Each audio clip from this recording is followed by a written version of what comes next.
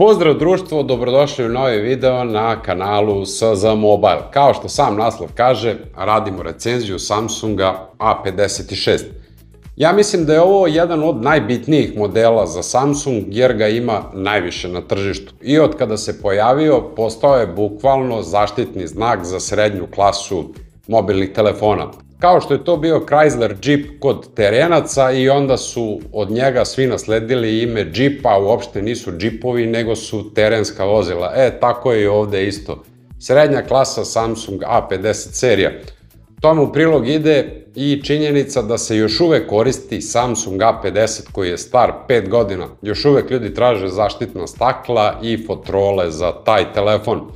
Nadam se da će i ovaj telefon dočekati tu starost i da će se koristiti za 5 godina. No, pre nego što krenem u recenziju, hteo bih da vam skrenem pažnju da ne pišete po komentarima upite za cene nečega šta koliko košta, jer su cene promenljive na nedeljnom nivou i ne mogu svakome da odgovorim na svaki komentar kada me pita čisto iz znatiželje šta koliko košta.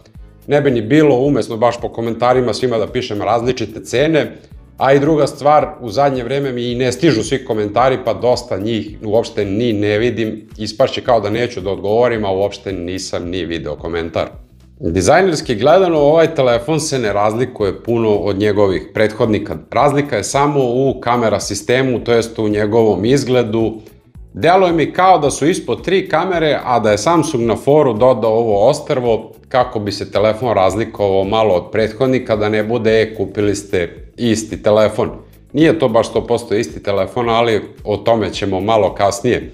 Izrada telefona je odlična, napred i pozadi je Gorilla Glass Victus Plus zaštita, što bi trebalo da mu obezbedi dobru zaštitu od grebanja i od lomljenja. Međutim, u sredini je taj aluminijum koji nema baš neku veliku izdržljivost i vidio sam neke A55 modele koji su bili očajnog izgleda samo po bokovima, dok je staklo napred i pozadi bilo u dobrom stanju.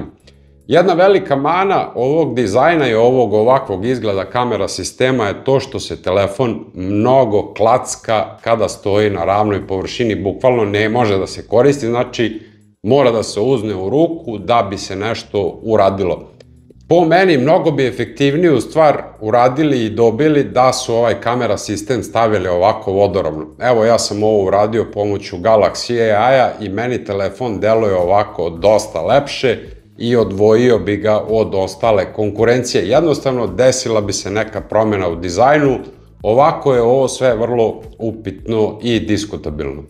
Ni gabariti ovog telefona nisu baš zanemarljivi, težina 198 grama i telefon je dosta kabast u ruci, znači ne može baš tako lako da se koristi jednom rukom, plus što su ivice na ovom aluminijumskom frejmu nekako oštre i znaju malo da paraju dlan za razliku od A36-ice koja ima blago zaobljene plastične ivice i telefon dosta lepše leži u ruci od ove 56-ice. Od ostalih stvari vezanih za dizajn možemo napomenuti da telefon u gornjem delu ima dve rupice za sekundarni mikrofon, sa desne strane imamo taster za pojačavanje, smanjivanje, paljenje uređaja i na donjem delu telefona imamo Type-C konektor, fiokicu za SIM kartice i drugi zvučnik koji u tandemu sa ovim gornjim zvučnikom daje stereo zvuk odličnog kvaliteta za jednog mid-rangera. Poslušajte i sami.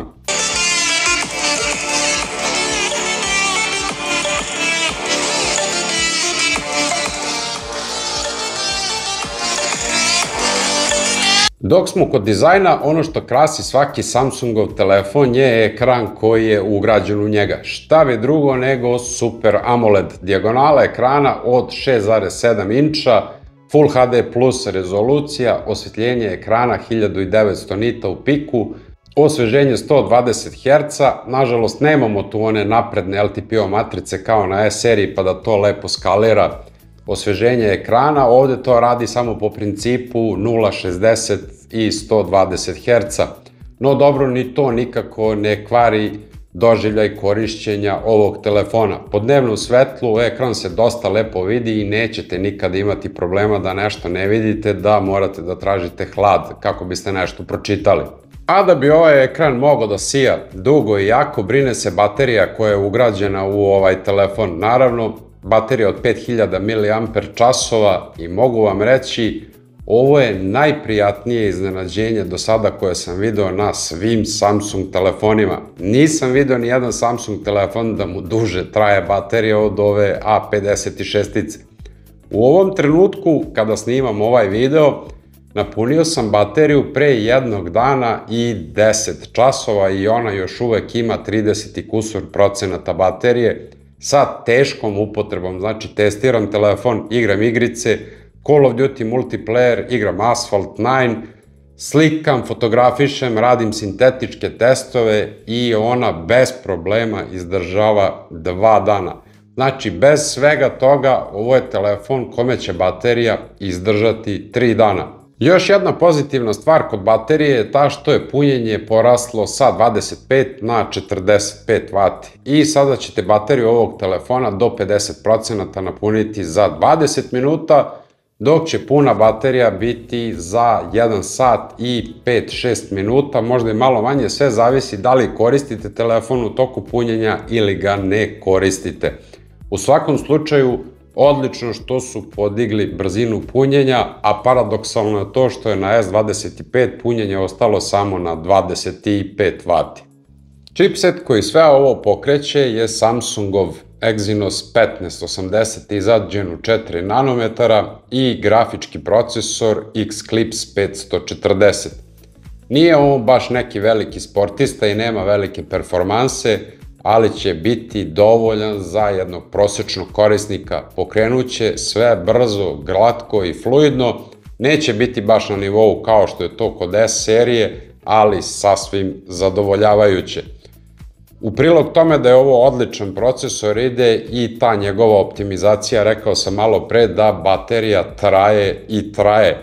Znači da je Samsung uspeo konačno da optimizuje ovaj Exynos i da ga napravi da se ne pregreva i da ne troši puno baterije. Što dokazuju i sintetički testovi. Nema tu nekih performansi, ali zato ni potrošnja baterije nije velika i stability chipseta je odličan, 98-99% za razliku od ovih Snapdragonov S25 seriji gde se desi da neki put stability bude i ispod 50%, što nije nikako dobro za flagship uređaj. Znači, trebalo bi makar da bude nekih 70%, dok to kod S serije nije slučaj. Kod ovoga to nije problem. Stability je u najgoru ruku 98%. Sve igrice i svi zadaci koje zadate ovom telefonu će raditi onako kako treba. Počeši od Call of Duty-a, neće raditi u 120 Hz, ne znam iz kog razloga, postoje podešavanja gde frame rate može da se stavi na 120 FPS-ova, ali radi samo u 60 FPS-ova. Deluje dosta stabilno, vidi se razlika u odnosu na 120 i na 60, ali to vidite tek kada uzmete jedan i drugi telefon u ruku pa malo uporedite. Asphalt 9 takođe radi odlično. Ostale igrice nisam mogao da probam, nisam imao ni volje ni želje. Ko ima ovaj telefon može da piše u komentarima kakvo je gaming iskustvo na ovom telefonu. Ja sam zadovoljan, igram multiplayera i to mi je sasvim prihvatljivo kako radi na ovom telefonu. Za biometriju na A56-ici zadužen je otisak prsta i prepoznavanje lica. I sada već poslovično možemo da kažemo da to na Samsungu i nije nešto, jer je optički otisak čitača prsta i on je malo na nižoj poziciji iz razloga zato što taj fletić koji spaja otisak prsta i subboard ne može da bude mnogo dugačak pa da on bude gore na višoj poziciji, nego mora da bude dole niži. Ima to u par videoklipova gde radim neki servis telefona gde vam pokazujem taj optički čitač prsta. Vrlo je mali i vrlo je kratak taj fletić i iz tog razloga je takva pozicija na telefonu. Nije ni nešto brz, znači nije uopšte za pohvalu, onako morate da pipnete, da zadržite prst da bi on uključao ekran. Prepoznavanje lica u svakom slučaju nije za preporuku jer to radi preko prednje selfie kamere i u noćnim uslovima nije bog zna šta, a i sigurnost nije na nekom visokom nivou. I sada dolazimo do onoga što će, verujem, sve zanimati. U pitanju je kamera sistem koji je ugrađen na ovaj A56. Zbirno ga čine 4 kamere, glavna kamera od 50 megapiksela, ultra široka kamera od 12 megapiksela, makro senzor još uvek 5 megapiksela i selfie kamera od 12 megapiksela. Ono gde konstantno Samsung treba kritikovati je taj makro senzor. Šta će on ovde? Mogo je biti napravljen drugačiji izgled ovih kamera da nije tog makro senzora. Ja ne znam ko koristi taj makro senzor, a još uz to mora se ući posebno u podešavanja kako bi se aktivirao makro mod. Nije kao na S seriji da to radi automatski. No, Samsung izgleda ne haje mnogo za naše kritike. Ja sam se tako žalio za ovaj S Pen zato što je izgubio prevod. Niko na te mailove ne odgovara, a i kada pozovete neki broj, jave se neki sa hrvatskog govornog područja i u fazonu jebi ga, ne možemo mi ništa, tako je kako je. No dobro, nećemo o tome, prelazimo na ove korisne kamere. U toku dana konzistentnost kamera je dobra što se tiče ultra široke i glavne kamere, razlike nisu velike, fotografije su prijatnog izgleda, imaju dosta detalja. Ono što je meni zasmetalo je malo ta oštrina koja im fali i na ultra širokoj i na glavnoj kameri. Jednostavno neki put deluje kao da je ispala iz balansa, to je da stabilizacija nije odradila dobar posao, a u stvari bolje ni ne može. Malo dođe onako kao nejasna slika, znači falio je malo oštrine. U principu, koliko para, toliko i muzike. Znači imat ćete sasvim zadovoljavajuće fotografije i ne više od toga. Što se tiče video zapisa, 4K pri 30 frame-ova u sekundi na sve 3 kamere. Makro kamera ne može da snima video zapise i to će raditi sasvim dobro u dnevnim uslovima dok je kadar statičan. Kada se malo pokrenete, stabilizacija baš i ne odrađuje najbolji posao, ali to je odlika ovih jeftinijih A serija. Ne mogu baš da pariraju S seriji. U noćnim uslovima situacija se drastično menja i konzistentnost ovih kamera više nije tako dobra kao što je to u dnevnim uslovima. Pogotovo za ultra široku kameru koja je slabija od glavne kamere, ima samo 12 megapiksela i ima dosta lošije video zapise i fotografije. Možete da pokušate da snimate nešto, jeste to snimak od 4K pri 30 frame-ova u sekundi, ali samo ako ste statični. I tada nije baš najbolji video. Ako se pokrenete, stabilizacija uopšte ne radi kako treba, sve to deluje nekako truckavo, drmusavo i nije za neku pohvalu. Znači, taj video nije za neko korišćenje. Fotografije nisu loše, ima detalja, prikaz boja je dobar, ali kvari utisak taj šum u tamnijim delovima kadra, što Samsung nikako da izbalansira i da se reši tog šuma u tamnijim delovima kadra. Glavna kamera jeste bolja u odnosu na ultra široku kameru, ali nije ni ona baš za neku pohvalu. Pati od istih nedostataka što se tiče video zapisa, dok je kadar statičan, video zapis je dobar, ali kada se pokrenete, svaki korak u kadru se vidi i stabilizacija ne odrađuje baš najbolje kao što to radi na S25 seriji. Moram sa nečim da uporedim, nažalost mogu samo da upoređujem samo sa S serijom, druge telefone nisam imao. Znači, video je solidan i ništa više od toga. Fotografije, opet ista stvar, imaju dobru reprodukciju boja, dobar dinamički raspon, ali i one pate od šuma u tamnijim delovima kadra. Nadam se da će to Samsung nekada u nekom sledećem izdanju ovih A serija i S serija ispraviti, pošto i kod S serije ima šuma u tamnijim delovima kadra. Za selfie kameru ću vam reći odmah da od nje ne očekujete puno, jer je to jedan senzor sa vrlo skromnim mogućnostima. U dnevnim uslovima fotografije i video zapisi su čisto ok i ništa više od toga. Ako očekujete nešto više od ove kamere, razočarat ćete se. U noćnim uslovima situacija je još gora po ovu kameru, video zapisi su iole dobri kada ste statični, čim se malo pokrenete, od tog video zapisa više nema ništa, bukvalno je beskoristan. Takve su i fotografije, deluju onako malo mutno i fali im oštrine. Nadam se da će Samsung ovo ispraviti sa nekim narednim ažuriranjima i da će dodati malo te oštrine, makar i veštačke, kako bi poboljšao ove fotografije, jer uopšte nisu za neku pohvalu fotografije sa selfie kamere.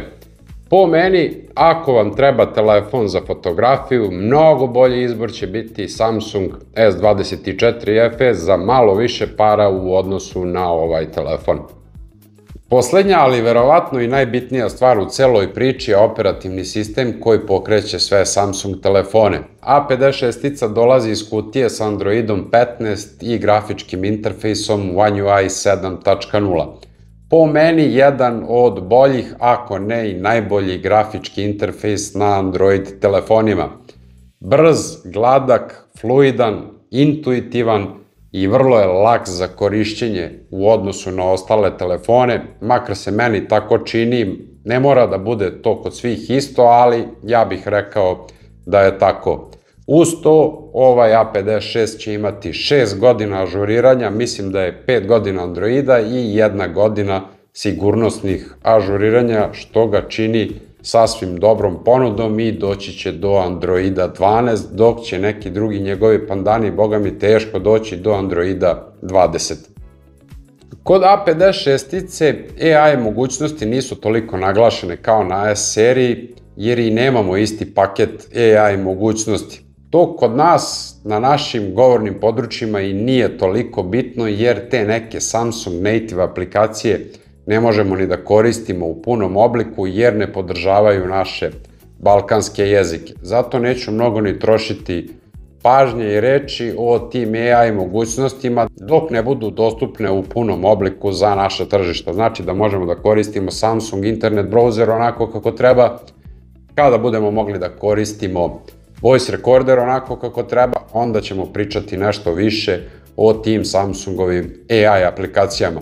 Ovako nam ostaje samo to uređivanje fotografije gde možemo da brišemo, uklanjamo predmete i da docrtavamo neke predmete, pravimo portrete, kartunifikujemo ih, crtamo i tako dalje. To ostavljam na vama da se igrate sa takvim stvarima i da isprobavate. I za kraj, šta možemo da zaključimo iz cele priče o ovoj A56? Jedan telefon koji je veoma kvalitetno napravljen i po kvalitetu izrade može da parira S seriji. Po specifikacijama je malo slabiji od S serije, ali takav mu je i rang. Za one koji imaju prevelika očekivanja, ovo će biti i preveliko razočarenje, ali za one koji su realnih očekivanja i malo skromnijih očekivanja, ovo će biti odličan telefon. Uz neku cenovnu kategoriju između 350 i 400 eura, koliko se sada kreće po oglasima i za koliko se može kupiti po radnjama, ovo je odličan telefon. Ako ga budete kupovali u nekoj ovlašćenoj prodavnici, on će biti, boga mi, i preko 500 eura za model od 8256, što i nije baš jeftino, ali ako se snađete na neki drugi način, proći ćete dosta jeftinije. Ovaj primerak će biti na prodaju i cena će biti nekih 360 eura. Znači, nikakve egzibicije nisu rađene sa njim, nije otvaran, samo je rađena recenzija uređaja. Ovo je bilo moje viđenje ovog telefona i naravno ne mora svakome da se svidi. Možete pisati u komentarima vaše viđenje ovog telefona, ali samo na lep i korektan način, da ne bi dolazilo do blokiranja i do neke rasprave među ljudima po komentarima. Naravno, ako vam se video svideo, lajkujte ga, podelite sa prijateljima i zapratite SZ Mobile kako ne biste propustili recenziju ovog Samsunga A36. Hvala vam na gledanju i pozdrav do nekog sljedećeg videa. Ćao!